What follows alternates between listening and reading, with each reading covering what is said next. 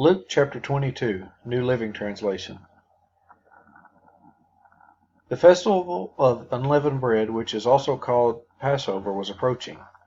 The leading priests and teachers of religious law were plotting how to kill Jesus, but they were afraid of the people's reaction.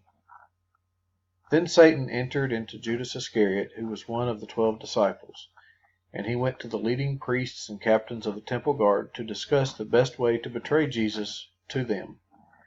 They were delighted, and they promised to give him money.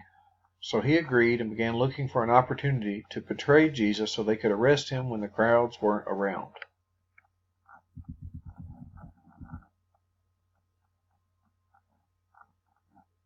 Now the festival of unleavened bread arrived, when the Passover lamb is sacrificed.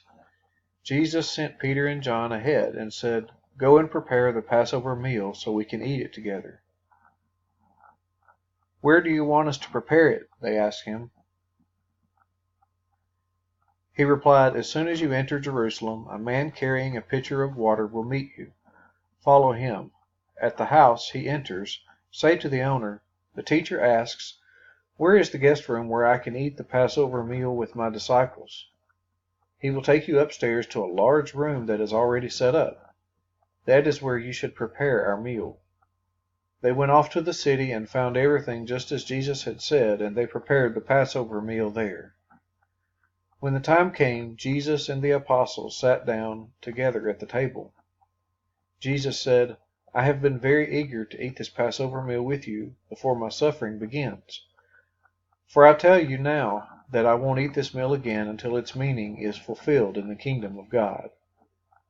Then he took a cup of wine and gave thanks to God for it. Then he said, "Take this and share it among yourselves, for I will not drink wine again until the kingdom of God has come." He took some bread and gave thanks to God for it. Then he broke it in pieces and gave it to the disciples, saying, "This is my body, which is given for you.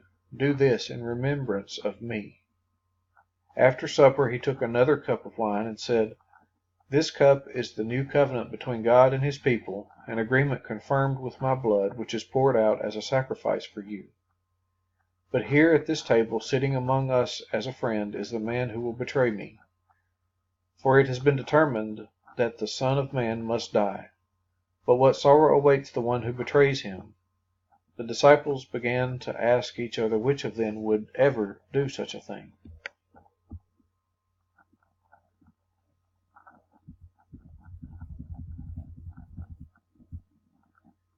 Then they began to argue among themselves about who would be the greatest among them. Jesus told them, "In this world the kings and great men lord it over their people, yet they are called friends of the people. But among you it will be different. Those who are the greatest among you should take the lowest rank, and the leader should be like a servant. Who is more important, the one who sits at the table or the one who serves? The one who sits at the table, of course. But not here, for I am among you as one who serves. You have stayed with me in my time of trial, and just as my Father has granted me a kingdom, I now grant you the right to eat and drink at my table in my kingdom. And you will sit on thrones judging the 12 tribes of Israel." "Simon, Simon, Satan has asked to sift each of you like wheat. But I have pleaded in prayer for you, Simon, that your faith should not fail. So when you have repented and turned to me again, strengthen your brothers." Peter said, "Lord, I am ready to go to prison with you, and even to die with you." But Jesus said, "Peter, let me tell you something. Before the rooster crows tomorrow morning, you will deny 3 times that you even know me." Then Jesus asked them, "When I sent you out to preach the good news, and you did not have money, a traveler's bag, or an extra pair of sandals, did you need anything?" "No," they replied. "But now," he said, "take your money and a traveler's bag, and if you don't have a sword, sell your cloak and buy one. For the time has come for this prophecy about me to be fulfilled." He was counted among the rebels. Yes, everything written about me by the prophets will come true. "Look, Lord," they replied, "we have 2 swords among us." "That's enough," he said.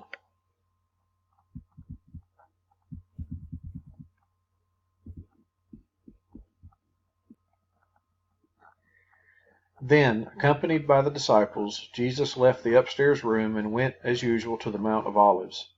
There he told them, "Pray that you will not give in to temptation." He walked away about a stone's throw and knelt down and prayed, "Father, if you are willing, please take this cup of suffering away from me. Yet I want your will to be done, not mine." Then an angel from heaven appeared and strengthened him. He prayed more fervently, and he was in such agony of spirit that his sweat fell to the ground like great drops of blood. At last he stood up again and returned to the disciples, only to find them asleep, exhausted from grief.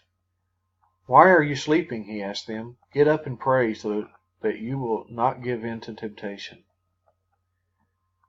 But even as Jesus said this, a crowd approached, led by Judas, one of the 12 disciples. Judas walked over to Jesus to greet him with a kiss. But Jesus said, "Judas, would you betray the Son of Man with a kiss?" When the other disciples saw what was about to happen, they exclaimed, "Lord, should we fight? We brought the swords." And one of them struck at the high priest's slave, slashing off his right ear. But Jesus said, "No more of this," and he touched the man's ear and healed him. Then Jesus spoke to the leading priests, the captains of the temple guard, and the elders who had come for him. "Am I some dangerous revolutionary," he asked, "that you come with swords and clubs to arrest me? Why didn't you arrest me in the temple? I was there every day. But this is your moment, the time when the power of darkness reigns." So they arrested him and led him to the high priest's home, and Peter followed at a distance. The guards lit a fire in the middle of the courtyard and sat around it, and Peter joined them there. A servant girl noticed him in the firelight and began staring at him. Finally, she said, "This man was one of Jesus' followers." But Peter denied it. "Woman," he said, "I don't even know him." After a while, someone else looked at him and said, "You must be one of them." "No, man, I'm not," Peter retorted. About an hour later, someone else insisted, "This must be one of them, because he is a Galilean too."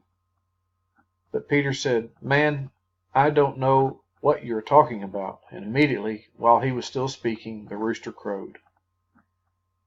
At that moment the Lord turned and looked at Peter. Suddenly the Lord's words flashed through Peter's mind. "Before the rooster crows tomorrow morning, you will deny 3 times that you even know me." And Peter left the courtyard, weeping bitterly.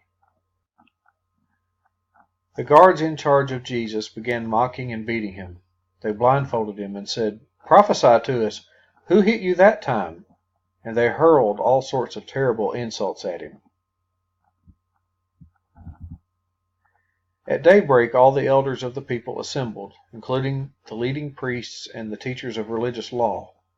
Jesus was led before this high council, and they said, "Tell us, are you the Messiah?"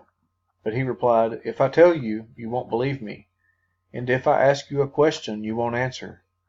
But from now on the Son of Man will be seated in the place of power at God's right hand." They all shouted, "So, are you claiming to be the Son of God?" And he replied, "You say that I am." "Why do we need other witnesses?" they said. "We ourselves heard him say it."